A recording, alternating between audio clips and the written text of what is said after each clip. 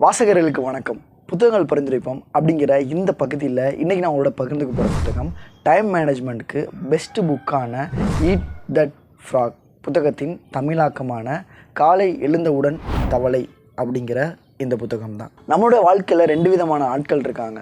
ஒருத்தன் எல்லா விஷயத்தையும் சாதித்து நல்ல வசதியான ஒரு வாழ்க்கையை ஒருத்தன். இன்னொன்று நம்மளால் ஏன் அந்த மாதிரிலாம் வாழ்க்கையை வாழ முடியல, நம்மளால் ஏன் அந்த மாதிரி சாதனைகள் படைக்க முடியல, நம்ம எப்படி இந்த மாதிரி சம்பாரித்து செட்டில் ஆக போகிறோம் அப்படின்னு அவனை பார்த்து ஏங்கிட்டு இருக்க இன்னொருத்தன். இது ஒவ்வொருத்தருடைய மைண்ட் செட் பொறுத்து தான். ஆனால் செட்டில் ஆன ஒருத்தனுடைய ப்ராசஸ் இருக்குல்ல, அது கண்டிப்பாக நம்ம தெரிஞ்சுக்கணும்ல. அந்த ப்ராசஸ் என்ன, அதை எப்படி ஃபாலோ பண்ணுறது, நம்மளுக்கு இருக்கிற பிரச்சனைகள் என்ன, ஏன் அதெல்லாம் ஃபாலோ பண்ண முடியல அப்படிங்கிறது எல்லாமே இந்த புத்தகத்தில் இருக்குது. சிம்பிளான ஒரு விஷயம், எப்படி உங்களுடைய வேலையை டைம் பிரித்து பண்ண போகிறீங்க, எந்த வேலையை முதல்ல பண்ணணும், எதை பின்னாடி பண்ணணும், அடுத்து வர 6 மாதத்தில் என்ன மாதிரியான பிளான் பண்ணணும் அப்படிங்கிறதுக்கான டெம்ப்ளேட்ஸ் தான் இந்த புத்தகத்தில் இருக்குது. அந்த டெம்ப்ளேட்ஸ் 21 வழிகளில் இந்த எழுத்தாளர் சொல்லித்தராரு. இந்த வீடியோவில் நான் மோட்டிவேஷனலாக பேச போகிறது கிடையாது. எப்படி உங்கள் டைமை சேவ் பண்ண போகிறீங்க அப்படின்ற விஷயத்தையும் நான் ஓப்பனாக சொல்லித்தர போகிறதும் கிடையாது. என்ன விஷயம்னா, இந்த புத்தகத்தில் என்னென்ன இருக்குது, இதுக்கப்புறம் நீங்கள் படிச்சிங்கன்னா தான் தெரிஞ்சுக்க போகிறீங்க அப்படிங்கிறத மட்டும் தான் நான் சொல்ல போகிறேன். கடைசி வரைக்கும் ஸ்கிப் பண்ணாமல் இந்த வீடியோ பாருங்கள். அண்ட் நம்ம சேனலை சப்ஸ்கிரைப் பண்ணாமல் இருந்தீங்கன்னா சப்ஸ்கிரைப் பண்ணிவிடுங்க. பக்கத்தில் இருக்க பெல் ஐக்கானையும் கிளிக் பண்ணிவிடுங்க.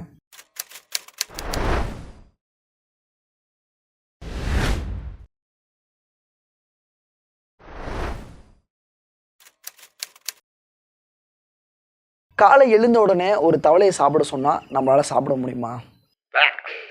சத்தியமாக முடியாது.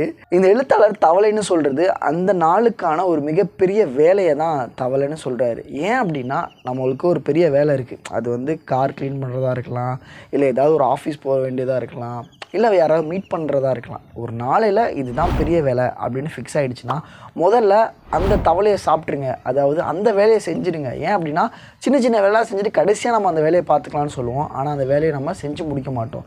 செஞ்சு முடிக்காதனால அதோட விளைவுகள் நம்மளை சந்திக்கும் போது தான் ஒரு வேளை நம்ம செஞ்சுருக்கலாமோ, ஒரு வேளை அன்னைக்கே பண்ணியிருக்கலாமோ அப்படின்ற ஒரு கில்ட் கான்சியஸ் நமக்கு உருவாக்கி விட்டுரும். அதனால் காலைல எந்திரிச்சோன்னே மிகப்பெரிய அந்த தவளையை சாப்பிட்ருங்கன்றாரு.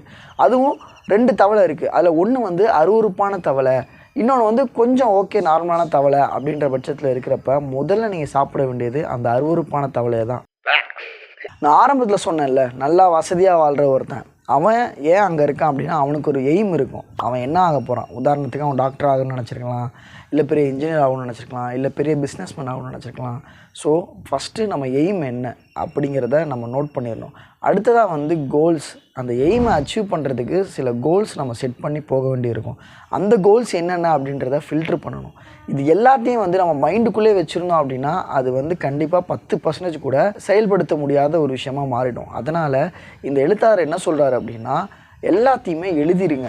எங்கேயாவது எழுதி ஒட்டி வச்சுருங்க. அந்த இடமும் நம்ம அடிக்கடி பார்க்கக்கூடிய ஒரு இடமா இருக்கணும். வீட்டில் இருக்கலாம், இல்லை ஆஃபீஸில் இருக்கலாம், அந்த மாதிரி தான். அடுத்ததாக கோல்ஸு. ஒரு 6 மாதத்துக்கு நான் இந்த ப்ராசஸ் பண்ணணும், வெயிட் லாஸ் பண்ணணும், இல்லை இத்தனை புக்ஸ் படிக்கணும், இல்லை நான் இந்த ஊரில் ட்ராவல் பண்ணி ஒரு எக்ஸ்ப்ளோர் பண்ணிட்டு வந்துடணும் அப்படின்ற இந்த கோல்ஸ் இருக்குல்ல. 1 மந்த்தில் இருக்கலாம், 2 மந்த்தில் இருக்கலாம், இல்லை 3 மந்த்ஸில் இருக்கலாம். ஸோ இந்த கோல்ஸ்லாம் என்னென்ன அப்படிங்கிறதையும் நம்ம எழுதி வச்சுக்கணும். அடுத்ததான் முக்கியமான விஷயம் என்ன சொல்கிறார் அப்படின்னா, அடுத்த நாளுக்கான ஒர்க் என்ன, அடுத்த நாள் என்னெல்லாம் செய்ய போகிறீங்கன்றதை முந்தின நாள் நைட்டே எழுதி வைக்கணும்னு தான் சொல்கிறாரு. இதுதான் முக்கியமான ஒரு டெம்ப்ளேட். இந்த டெம்ப்ளேட்டை பற்றி தான் நான் அந்த வீடியோவில் பேச போகிறேன். 3:2:1 அப்படின்னு ஒரு ஃபார்முலா இருக்குது. அது இந்த புத்தகத்தில் இருக்குது. ஒரு சின்ன 3 வேலை, அப்புறம் கொஞ்சம் பெரிய 2 வேலை, அப்புறம் ஒரே ஒரு பெரிய வேலை. இதுதான் நம்ம அடுத்த நாளுக்கு செய்ய போகிறதுக்கான ப்ராசஸ். இது என்னென்ன அப்படிங்கிறத ஒரு நைட்டு 10 நிமிஷம் நம்ம உட்காந்து எழுதணும் அப்படின்னா அடுத்த நாளுக்கான 2 hours நமக்கு சேவ் ஆகும் அப்படிங்கிறத இந்த புத்தகத்தில் இந்த எழுத்தாளர் சொல்கிறாரு. இந்த புத்தகம் டைம் மேனேஜ்மெண்ட்கான பெஸ்ட்டு புத்தகம் அண்ட் டைம் மேனேஜ்மெண்ட்கான டெம்ப்ளேட்டை கொடுக்குற புத்தகமாக நான் இந்த புத்தகத்தை பார்க்குறேன். எனக்கு ரொம்பவே யூஸ்ஃபுல்லாக இருந்துச்சு இந்த புத்தகம். அடுத்ததாக நம்மளோட உளவியல் பிரச்சனைகள்லாம் என்ன, நம்ம ஏன் ஒரு விஷயத்தை தள்ளி போடுறோம், நம்ம ஏன் அச்சீவ் பண்ணாமல் இருக்கிறோம், நமக்கு ஏன் அந்த அசால்ட்டு தன்மைலாம் வருது அப்படிங்கிறதையும் மனிதர்கள் சார்ந்த விஷயத்தையும் இந்த எழுத்தாளர் நமக்கு சொல்லித்தராரு. அண்ட் சாதிக்கிறதுக்கு என்னெல்லாம் வேணும், என்னெல்லாம் பண்ணணுங்கிறதும் இந்த புத்தகத்தில் இருக்குது. இந்த வீடியோ ஒரு மொட்டையான வீடியோவாகவே நீங்கள் நினச்சிக்கோங்க. ஏன் அப்படின்னா, அந்த புத்தகம் அந்த மாதிரி. இந்த புத்தகத்தை பற்றி சொல்லணுன்னா இப்படி தான் சொல்லணும்.